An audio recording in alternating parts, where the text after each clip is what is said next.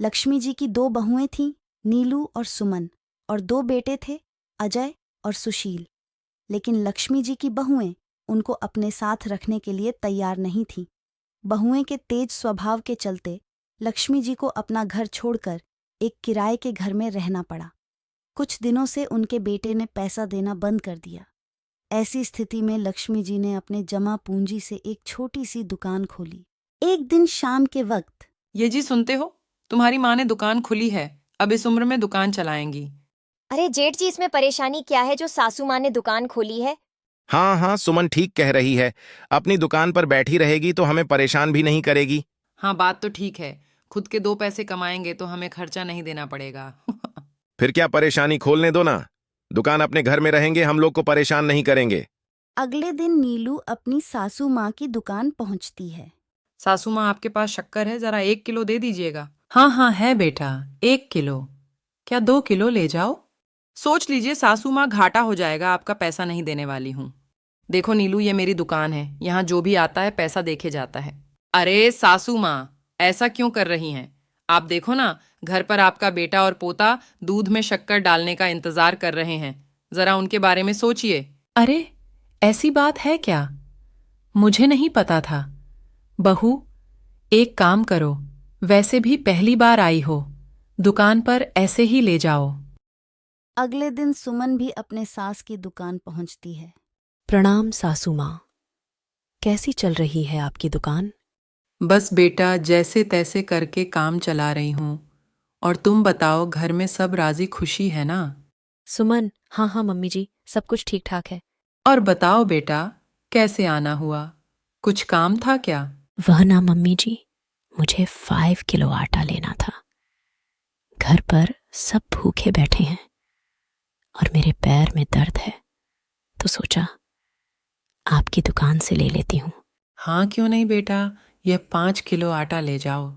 लेकिन मम्मी जी, आपने तो जेठानी जी से पैसे नहीं लिए थे, मुझसे भी नहीं लेंगे ना? अच्छा ठीक है बेटा, कोई बात नहीं, तुम ऐसे ही ले जाओ। बच्चों से कौन पैसा लेता है? कुछ दिनों बाद लक्ष्मी का बेटा अजय दुकान पर पहुंचता है। कैसी हो माँ? दुकान अच्छी चल रही ना? आपकी सब मोहल्ले वाले तारीफ करते हैं। अब क्या करूं बेटा, तुमने तो मुझे सहारा नहीं दिया। गरीब माँ को घर से बाहर निकाल दिया। कुछ तो करना पड़ेगा ना, पेट पालने के लिए। ओ माँ, ना घर में बहुत किचन लगती थी। आप हमेशा बहू से लड़ाई करती थी।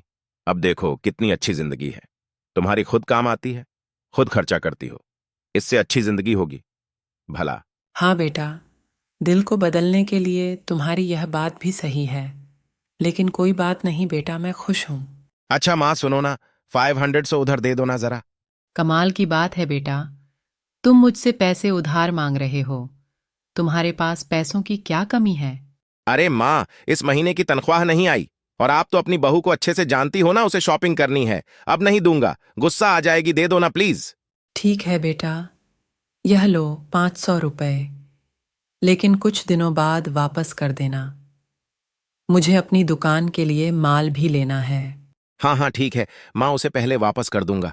बहुत दिन हो चुके, अभी तक अजय ने अपनी माँ के पैसे नहीं दिए और नीलू और सुमन अपनी सास की दुकान से रोज कुछ न कुछ लेकर आती है और पैसे भी नहीं देती है, जिसकी वजह से लक्ष्मी को अपनी दुकान में बहुत घाट होता है। फिर एक दिन जब सुमन सामान लेने के लिए अपनी सास की दुकान पर आती है। सासू माँ प्रणाम, कैसी है आप? जरा 1 किलो दाल देना। नहीं बहू, अब मैं तुम्हें और नीलू को कोई सामान फ्री में नहीं देने वाली। तुम लोगों में कभी मेरी मदद नहीं की, उल्टा मेरे दुकान से फ्री में सामान लेकर लेकर मुझे मुश्किल में डाल दिया है। लेकिन मम्मी जी, हम तो आपके बच्चे हैं ना? इतने अच्छे बच्चे थे, मुझे घर से क्यों निकाला? और जाकर नीलू से कह दे कि अब से मैं उसे भी कोई सामान फ्री में नहीं देने वाली हूं।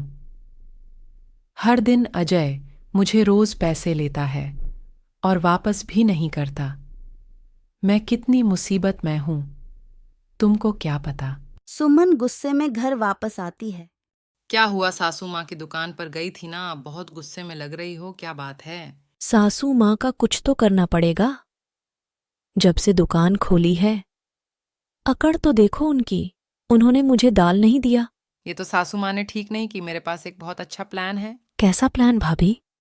हम लोग सासू माँ की दुकान पर चोरी करवा देते हैं और वह सारा सामान अपने घर मंगवा लेते हैं और इससे सासू माँ की अक्ल भी ठीक हो जाएगी।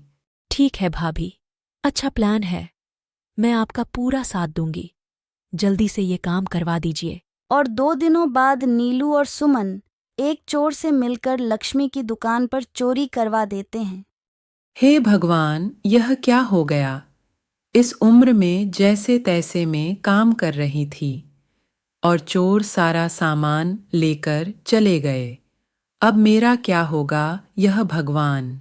तभी वहां नीलू और सुमन पहुंच जाती है। अरे बेटा, क्या बताओ, मेरी दुकान पर चोरी हो गई है।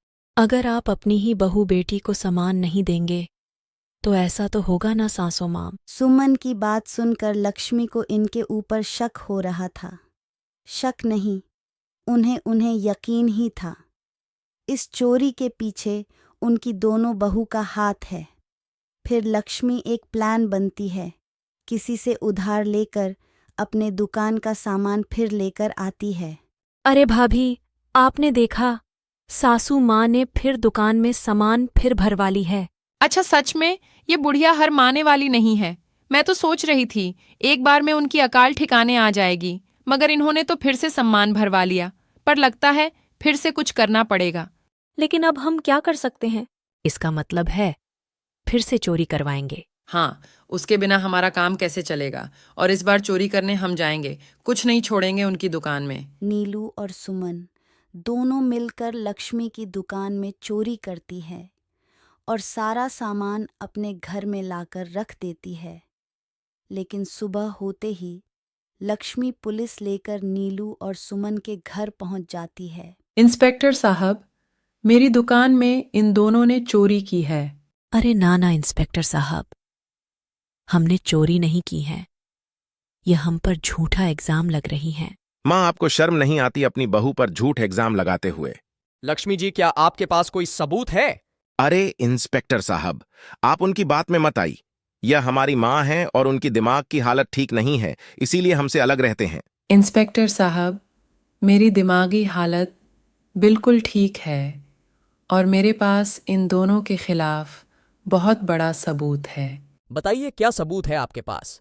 आप जरा मेरी दोनों बहू का कि हाथ पर पानी डालिए, आपको सब समझ में आ जाएगा। आप दोनों मेरे सामने हाथ पर पानी डालिए। जैसे ही नीलू और सुमन अपना हाथ पानी में डालते हैं, उनका हाथ लाल हो जाता है। यह देखकर सब लोग हैरान हो जाती है। ये क्या, तुम दोनों के हाथ लाल कैसे हो गए? क्योंकि मैंने अपने सारे सामानों में एक केमिकल लगा के रखा था। मुझे पता था यह दोनों जरूर आएंगे, जिसकी वजह से इनका हाथ लाल हो गया। अरे माँ, आप तो बहुत चालाक निकली। बेटा, इस चालक नहीं, बुद्धिमान कहते हैं। और जिसके तुम्हारे जैसे बहू बेटी हो, उससे तो 2 कदम आगे रहना पड़ता है। शर्म नहीं आती आप लोगों को अपनी ही सास की दुकान में चोरी करते हुए? हमें माफ कर दीजिए माँ जी, अब हम ऐसी गलती कभी नहीं करेंगे। और आपको अपने साथ रखेंगे, आपकी सेवा करेंगे और आपको पूरी इज्जत देंगे। हमें माफ कर दीजिए। लक्ष्मी उनको माफ कर देती है और वह लोग लक्ष्मी की हर बात मानते हैं, उनकी इज्जत करते हैं। इसी तरह वह हंसी खुशी रहने लगी।